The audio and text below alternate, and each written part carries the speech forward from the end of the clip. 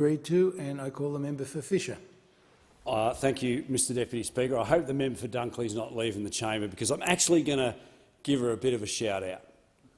Because, like the member for Fairfax, I actually feel sorry for the member for Dunkley. That, I can just imagine the chief government whip making the phone calls. Hey, listen, I need someone to move this motion on this PMB. No. But the member for Dunkley, she is a good foot soldier for the Labor Party, and she's put her hand up. Indeed she is. You're quite right there. She's fantastic. And the member for Dunkley has stepped up and moved this motion. But sitting here as I have this morning, and I've had the opportunity to listen to those opposite and on this side, and virtually, if not all those members opposite, you can see them reading off the government talking points. And there is such a stark contrast between those members opposite reading the talking points and members on this side of the House that have spent the non-parliamentary sitting weeks getting out into their electorates and talking to mums and dads, talking to local businesses. Because I can tell you now, Mr Deputy Speaker, what the people of Fisher are telling me absolutely, loud and clear, unequivocally, that they are hurting under this Labor government. They are having great difficulty in making ends meet. Why? Well, we've all heard about the $275 price reductions in power that this Labor government ran to in the last election. And we know that since the Labor government have been in power, prices have increased for electricity by somewhere around $700 a year. That's not a $250 decrease, that's a $700 increase. Treasury's own figures estimated that power prices were going to go up 56% within the next 2 years, and gas prices 40% increase over the next 2 years.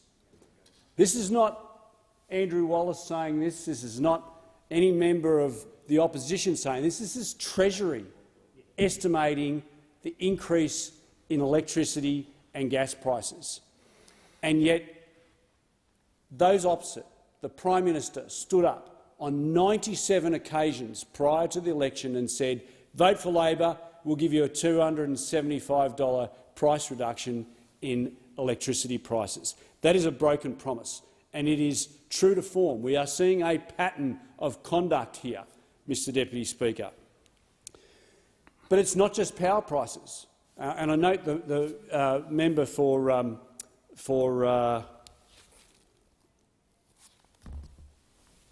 the previous speaker, the member for Corangamite, was talking about cost of living pressures, and power prices feed directly into that.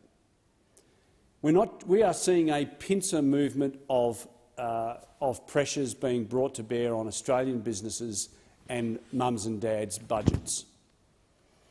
Over the next 12 months, somewhere around 88,000 homes, 88,000 mortgages will roll over from fixed-rate mortgages onto variable rate.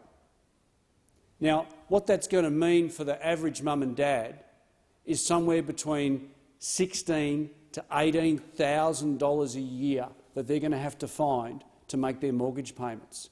For those who've been on variable rates, like myself the whole time, it's been a steady increase over the last 9 Reserve Bank meetings. 9 out of the last 9 Reserve Bank meetings have increased interest rates. But the people who have been on fixed rates are going to go from somewhere around 2.5% to in excess of 6%. That is going to have a dramatic impact on people's cost of living.